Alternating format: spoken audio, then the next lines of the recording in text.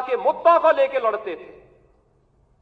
आज जब सरकार में थे तो याद करिए, उत्तर प्रदेश के अंदर सुरक्षा का ये वातावरण आपको आज देखने को मिल रहा होगा। याद करिए, इसी मुहर्रम के समय में सड़कें खाली हो जाती थी, सूनी हो जाती थी। आज मुहर्रम आयोजित हो रहा है, इसका पता भी नहीं लग रहा है।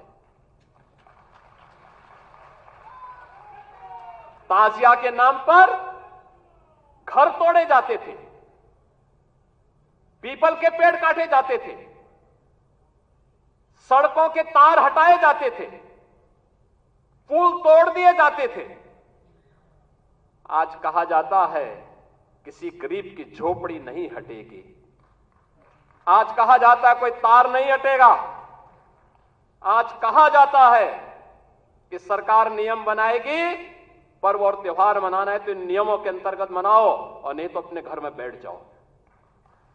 ये मनमानापन नहीं चल सकता है। और विधि का शासन कैसे होना चाहिए, सुशासन कैसे होना चाहिए, यह भारतीय जनता पार्टी की सरकारों ने देश के अंदर करके दिखाया है। लोक कल्याणकारी कार्यों का परिणाम कितना हुआ, कोई सोचता था? मैं याद है जब देश के अंदर कोरोना की हाट हुई थी, माननीय नड्डा जी राष्ट्रीय अध्यक्ष के रूप में वर्चुअल हम लोगों के साथ जुड़े थे और आपने एक ही बात कही कि देश संकट में है, मानवता संकट में है।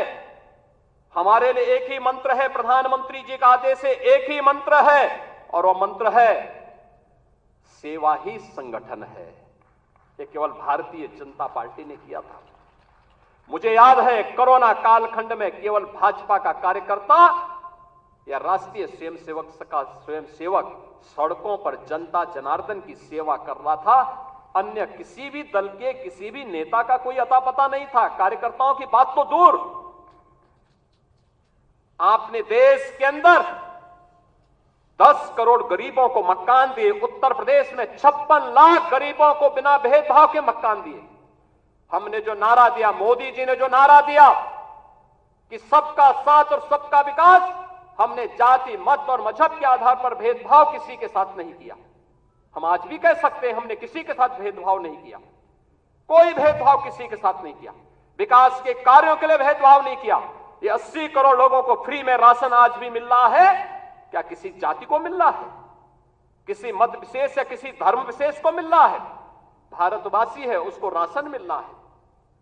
भारत पहला देश जिसने भूख से मौतें नहीं होने दी, बदहाली नहीं होने दी, आत्महत्या नहीं होने दी, किसी गरीब को सड़क पर भूखों से मरने के लिए मजबूर नहीं होने दिया। लेकिन उस सबके बावजूद भारतीय जनता पार्टी का कार्यकर्ता लगातार कार्य करता रहा।